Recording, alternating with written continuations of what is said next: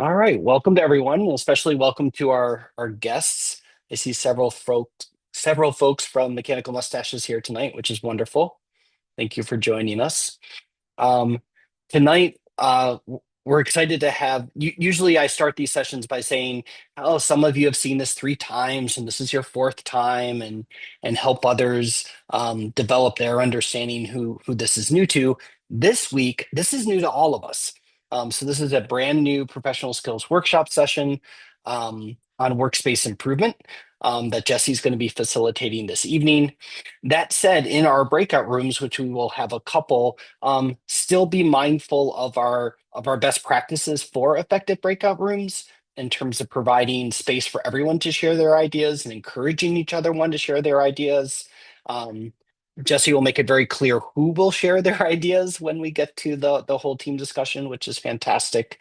So do keep all those things in mind. So without further ado, I'm going to turn it over to Jesse. Thank you, Mr. Schmidt.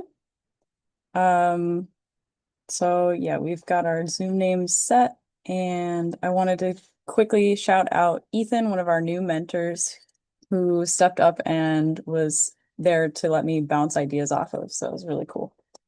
Um, so wanting our spaces to be organized is a very common desire, and according to our previous feedback forms, our keep fix tries, that's certainly applicable to the Huskies. I put organized in quotes here because I think there are a few misconceptions that can lead us astray that we'll dive into later on. And before we get started, I even want to start with, I don't think you need this workshop, to be successful. I just want to provide additional mental framework you can take with you wherever you go. So we'll get started. Before we get into it, I just want to do a little word association experiment and gauge where we are at with this. So positive or negative, type into the chat, but don't hit send yet. Any thoughts, feelings, experiences, tools, systems, products, phrases, anything that comes to mind when you hear the word organization. So this is new to our team, so it'll help me understand what we're starting with. And I'll give you a few seconds of silence so you can kind of concentrate on that.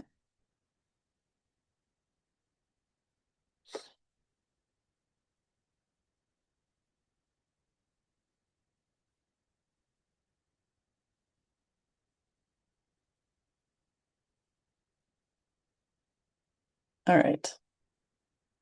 If we're all ready, we'll hit send in 3, 2, 1, go. RSU, that's our robot storage unit on our team. Finding things you need, clean, structure, respectful, spot documentation, nice. System for storage, productive, accessibility, organized. Nice. Okay, cool. Thank you. That helps me out. So for today, what I want you to get out of this session is we want to break down the barriers that can honestly just hold us back with this. We want to dispel some myths I think there might be about organization, and then we'll give you some practical tools you can take with you.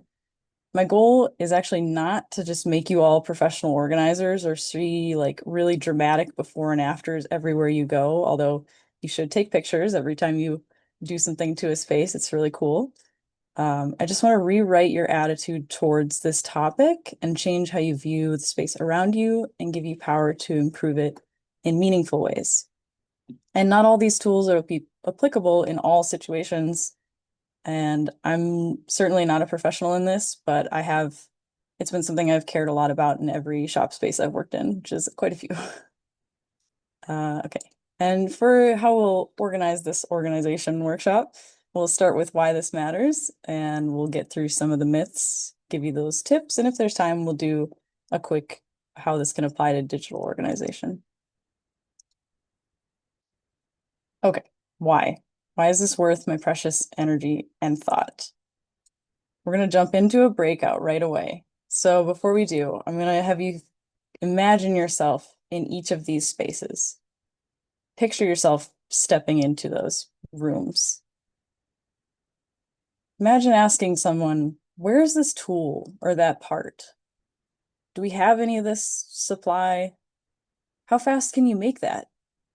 Or here, come here. Let me show you this, how to use this machine. Okay. So for this breakout, we'll answer these two questions, which will be shared during the breakout. So you don't have to try to memorize them. Which space would you rather work in? Maybe that sounds obvious, but which one and why?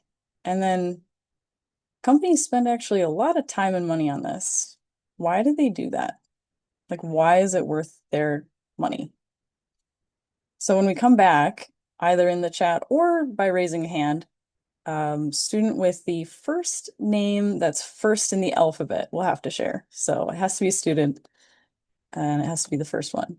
Mr. Schmidt, do you have the breakouts ready?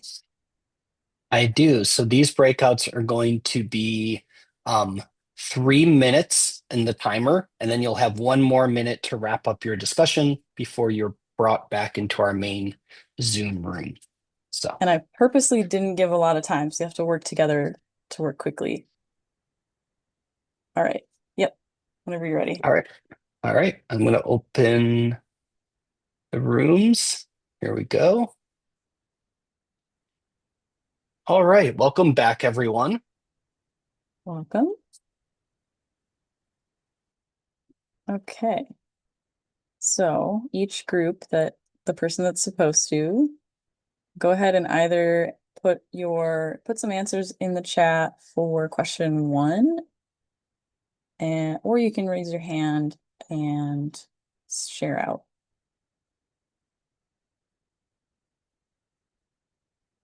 And if you want to combine answers for both questions, that's okay.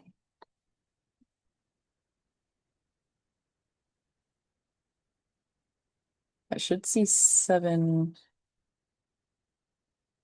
Easier to find everything and more efficient. Yep. Yep, definitely. What else? Improves your mood and efficiency. Let's talk about that. A lot easier to find things and more efficient. Also said safety hazard.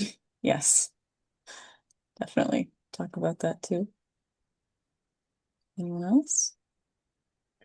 2, it's easier to find the tools you need, and it's easier to show someone where something is. Yeah, that's huge. We will talk about that too. Companies spend money on organizing because it speeds up work. For example, we use Linear. We do. We're sponsored by that. That's awesome. It's organized. We can find everything efficiently. Helps our minds stay more focused. Yes. Access to needed supplies. Welcoming. Yeah. Less stressful. More productive. Safer. Yeah. And less risk of losing items, which for those of us that have been through a build season, we understand the pain of losing a very critical part for the robot. Yes, excellent. Thank you so much. So yeah, I mean, searching for tools and materials wastes time. Mixing parts up costs money and time.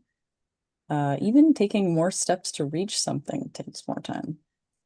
So while we're on the topic of industry, I want to touch on something called 5S or 6S really briefly.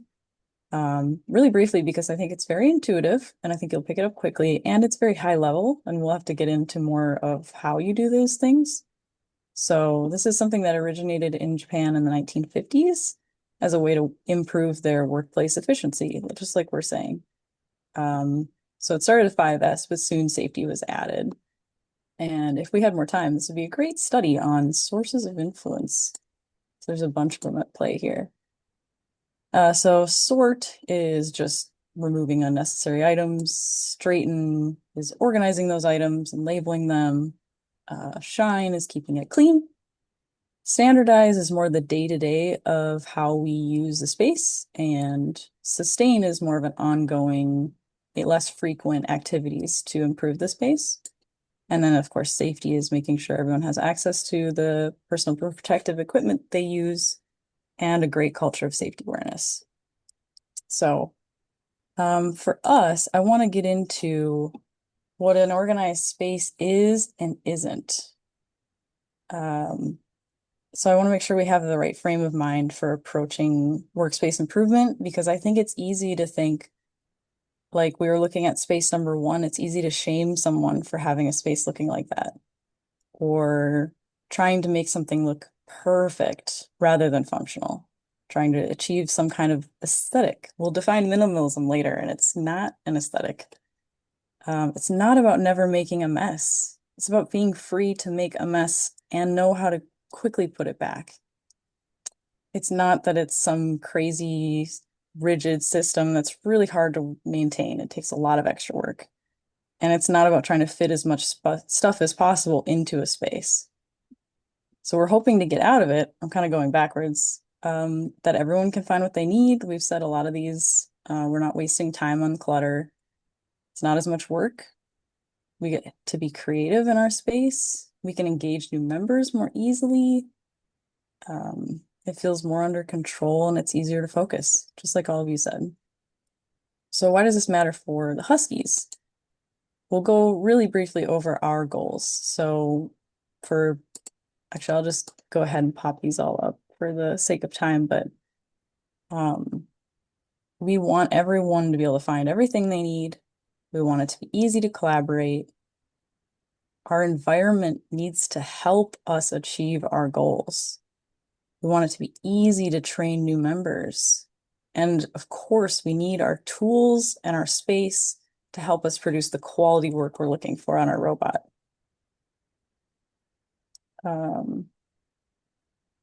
So yeah, let's dive into some of the myths that can hang us up about this. Myth number one, I have a cluttered space, so buying more organizers will help fix it. Or I can organize my way out of too much stuff. So trying to fit as much stuff as possible. Despite what product marketing tells us, their organizer isn't going to magically fix our clutter problem. We actually want to make our stuff fit our space, not the other way around. And it's not really worth our effort to try to organize things that actually aren't adding value. Busted. And we'll go into how these work later. But another myth that you might think is, I cannot start until I have time to do it perfectly. This is an easy one that most people have a tendency toward, and that's okay. But a powerful concept we're going to talk about is 5 minutes matters. Remember, perfectionists and all or nothing mindsets are thinking traps that we've talked about. But if the tape drawer in the assembly toolbox is not closing because it's too full, I can take a few minutes to take duplicate and empty tape rolls out. And now it's not going to be a problem, and it'll be easier for someone to put something back. We got to think about organized people are not the ones that are waiting until they have a full weekend to declutter their whole garage. They are tackling one drawer or a box at a time, or they're even scanning the room for what they can take with them to the next room as they leave. Busted. This one's got me. I'm naturally messy, or I've failed at this before, so I'm just bad at this. I grew up as messy Jessie, um, so even creatives or people who prefer more visual forms of organization can still learn tools and strategies that can improve how their space functions for them. And our focus here is functionality, not perfection. It turns out most of us honestly have not been taught most of this, and it's not anyone's fault. Generations before us did not have access to the sheer volume of physical items we do now. And again, progress over perfection. I'm so passionate about this and have made a lot of improvements in my own spaces, but that does not mean I'm perfect at it all the time. Busted.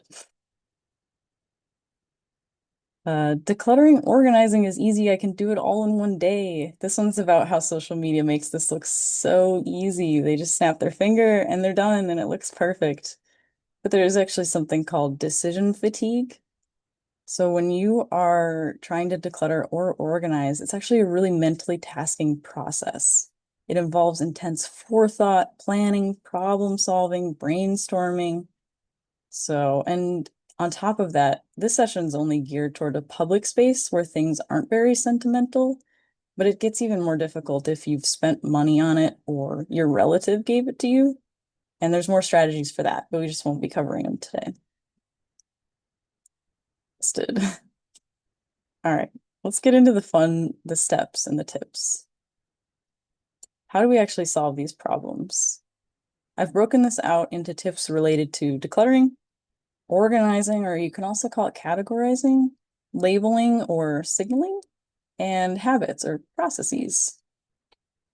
We kind of don't really want to label unorganized categories. We don't want to train people without signals in place to support them. So you can kind of tend to do them in order, but you don't always have to. So decluttering is kind of the one that I wish I had known sooner, and it's removing items that do not add value. We're going to talk about clutter in terms of managing inventory, just like a company. Less inventory is always easier. It's easier to put things away correctly. We've all experienced the too full drawer that wouldn't close or wouldn't open. It's easier to find what we need. And too much inventory can cause a good process or system to fail. I have an example for this. My partner and I do not have a dishwasher. Instead of trying to solve the problem of having to do dishes and not wanting to by getting more dishes, we actually reduce the number of dishes we've had available to us in our cupboard. So this equals less dishes more frequently, and it might seem like the exact number of dishes, but dishes math works differently. Food wasn't drying and sticking on as long, so washing is easier, and the task feels so much less daunting when you aren't staring down a mountain of dirty dishes. It actually makes a huge difference. And pro tip, laundry works the same way when it comes to clothes inventory. And let's talk about that clutter. Our environment has a much bigger impact on us and our actions than we think. Have you ever walked into a hotel or Airbnb and just went, ah, clutter increases our stress and anxiety. It stifles our creativity and our imagination. We're more likely to be short with others, and we're more likely to procrastinate. It also can reduce our focus, which many of you already pointed out. The way that I've noticed this the biggest and harnessed some of these tips to my advantage is in my workspace at work. Over the years, I've worked hard to maintain to build my systems in a way that it's easy to maintain a clean desk where the only thing on my desk is what I'm working on right now. So I have my journal with my bullet journal, which is just my tasks. Ask me about that some of the time. Bullet journaling is awesome. But and then if somebody from the shop brings me a drawing and it goes on my desk, it's what I need to be working on right now. And it's easy to have other things pile up, especially when you're an engineer and you've got all these little prototypes you've been working on or drawings you've printed out. But if you can set up systems that help, it really helps focus. So I'm going to give you a whole bunch of definitions and concepts that apply, and then we'll get into some strategies for decluttering. The first one I'll talk about is the silent to-do list. This goes with that focus. Everything around us is sending us little messages. It's telling us, oh, you shouldn't have bought me, or you should be taking care of me right now, or this is a to-do list item you didn't do yet, or need to give me back to someone. Good and bad item or messages it can be telling us. When we're talking about decluttering, something we want to do is collect data. And so even if we feel like we've made a mistake, we can actually turn that into, let's look at why this system or process didn't work for us. Are drawers hard to open? Is items collecting literal dust, indicating that it's not useful? The mistakes are still valuable. It gives us data. Clutter blindness is an easy one to fix, but it's hard to spot. But if you just take a picture of your space, it's easy to familiarize yourself with what's cluttered in your space. There's something called a doom bin, which is any container filled with things that could be important or they might not be, and we don't know yet. So it was something we want to avoid making is throwing a bunch of stuff into a bin and not separating out what's important. This is especially hard with papers if we're worried something in there is important. And then we've talked about decision fatigue. It's overwhelm from decision making. So some of these strategies are geared towards reducing that fatigue.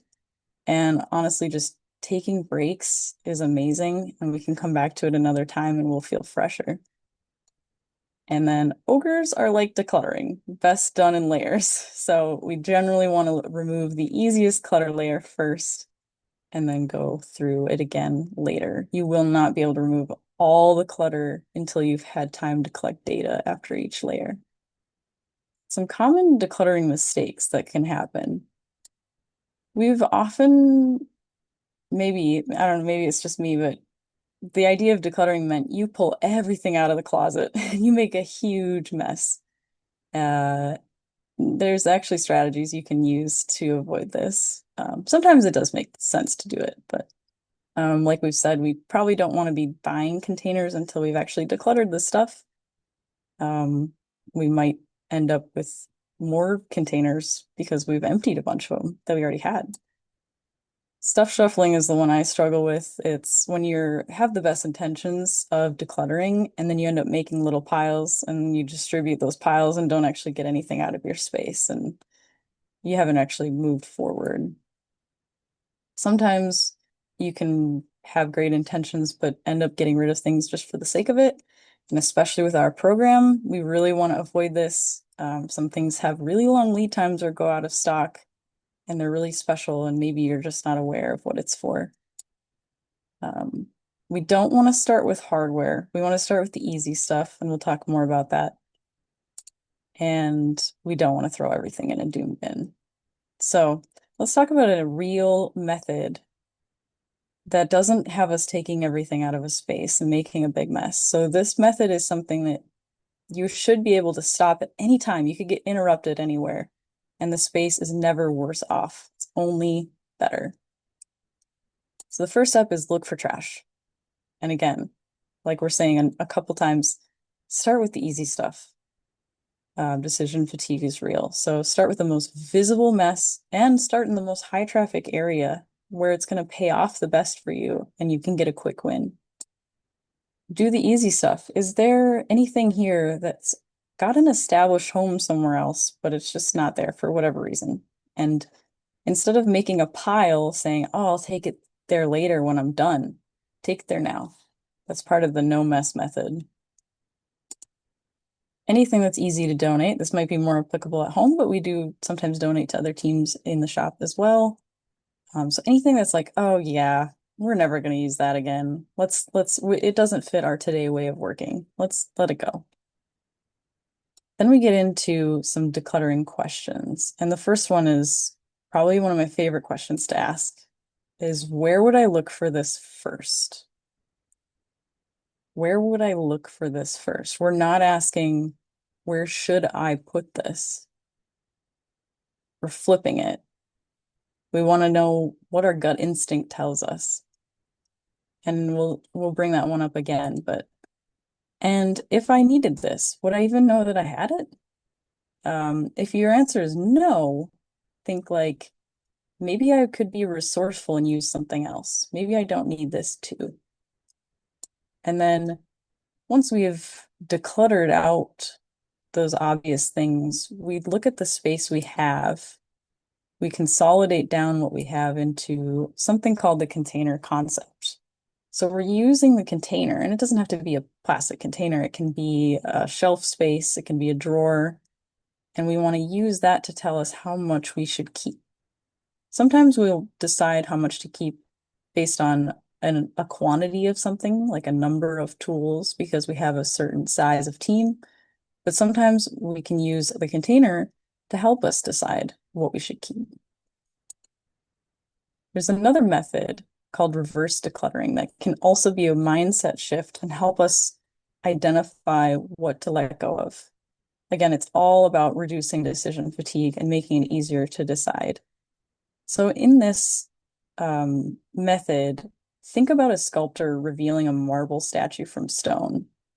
They're not focused on each piece they chisel away, asking, do I need this? They're focused on their vision. What do I want to remain? What do I value? This can help us make progress forward. And then everything else, I'll introduce another concept called time will tell, or a quarantine bin. You can put things away into a bin, which we've actually done on our team quite a few times, and we seal it with tape and we label it. If it's not opened by this time, just get rid of it. It can be a nice way to not have to fully commit to letting something go if we're not sure yet if we're going to use it. So an example of using this method, imagine you have this drawer of wrenches and you, instead of holding up each wrench and asking, does this spark joy? Do I need this? Have I used it in the last 6 months?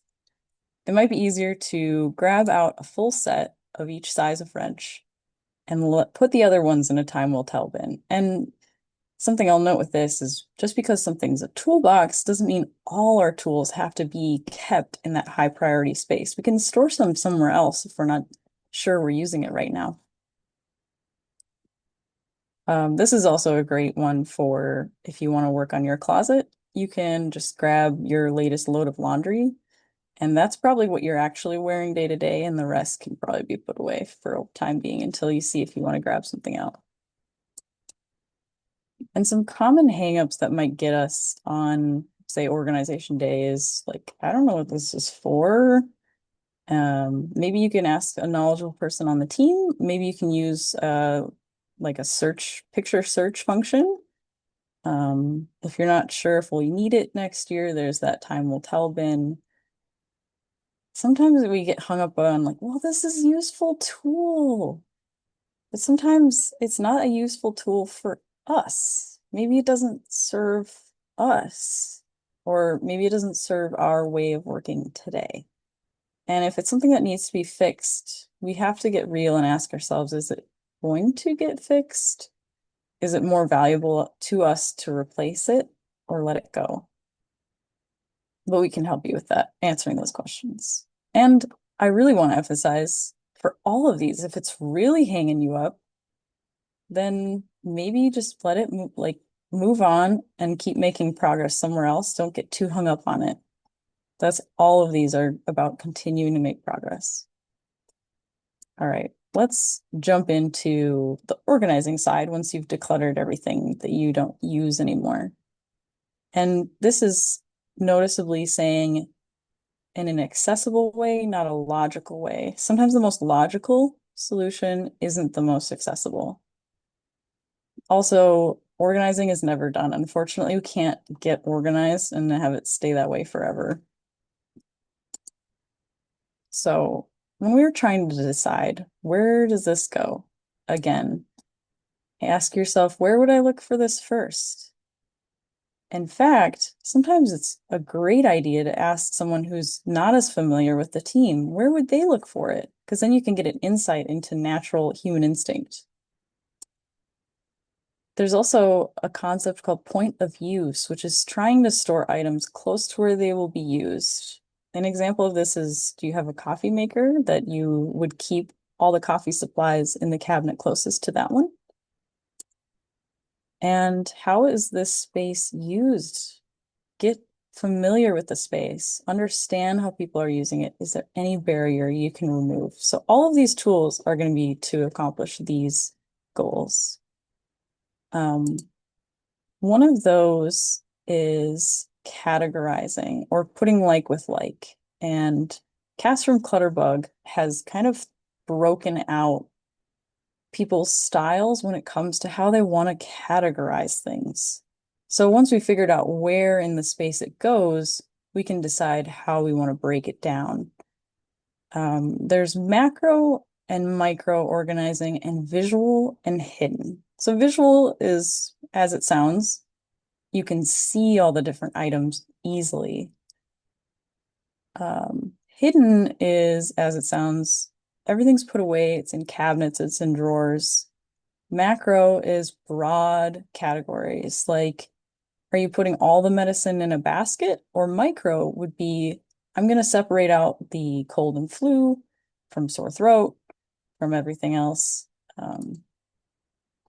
So while it can be helpful to kind of understand your own decluttering or categorizing style, luckily for us, there's one that works best for everyone. It's most accessible to all the other styles in a shared space. So when we're using a shared space, we want to opt for macro categories, so as broad a category as possible. And we want it to be as visual as possible. So we're not hiding things behind cabinet doors. We're using clear containers, huge labels. You can even think pegboard. We want to use vertical space.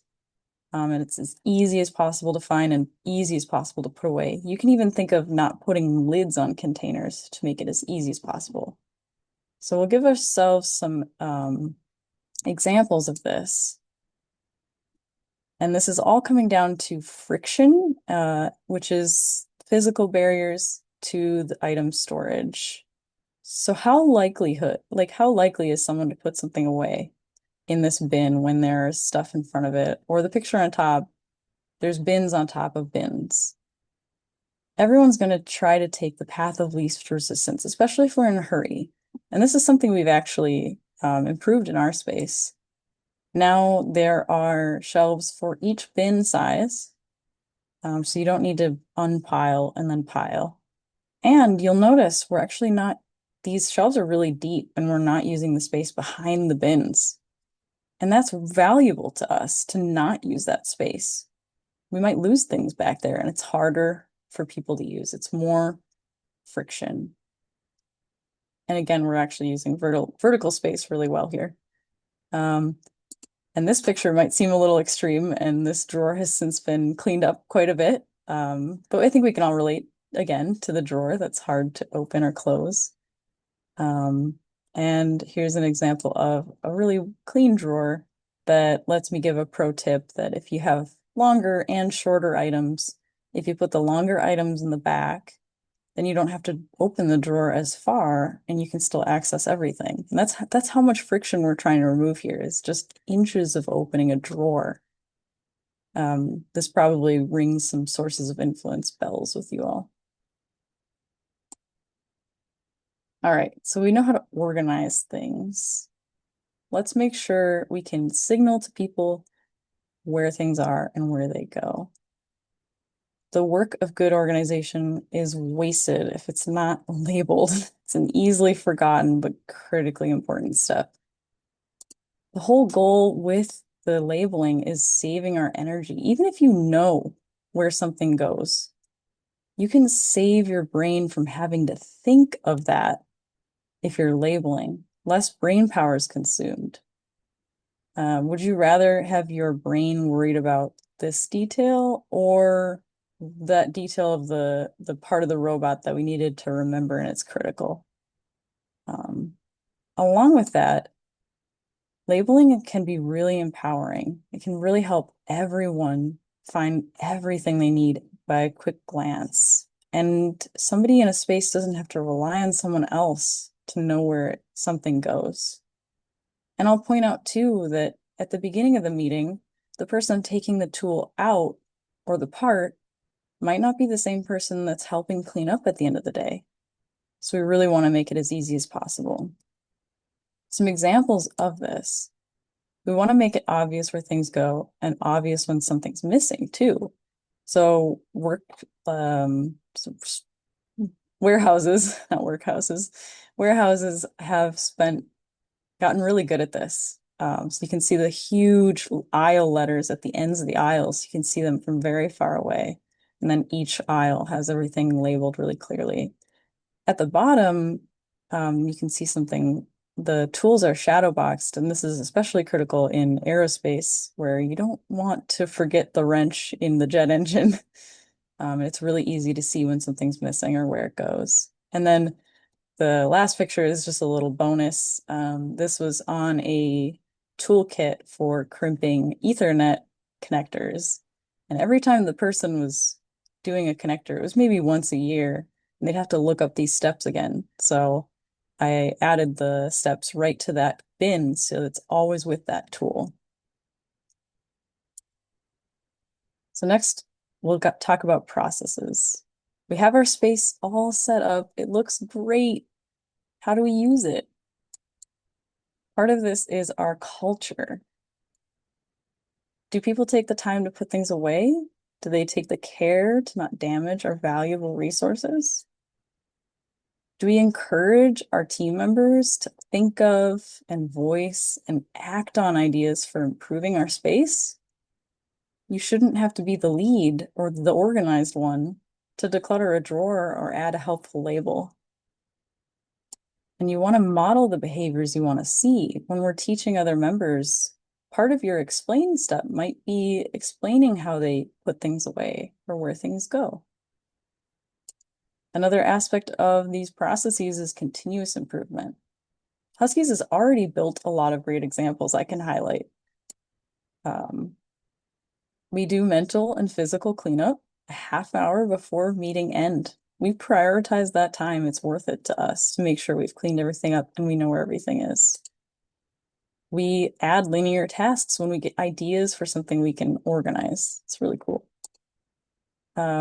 We do frequent keep, fix, try evaluations, which is how I was energized to make this workshop. I was hearing feedback that many leads and members were saying, I want to make it better. And we even do organization day at least twice per year. And on that organization day, we have great things to share at the beginning so everyone is set on the right track. Okay. So we're going to do another breakout. I want you to take anything from what we've learned and try to apply it to your sub team. And it's going to be something probably subtle, something small. And that's okay because we've come a long way already. Or if there's something else in your life you think this might apply to, that's awesome to share as well. This time it'll be the first name last in the alphabet. And we can do the share in chat or by voice when we return. All right, here we go. All right, welcome back, everyone. Welcome back. And I'll give you some time if you wanted to put your answer to this in the chat, or if you also want to raise your hand, you're welcome to. But yeah, go ahead and hit send. Ready.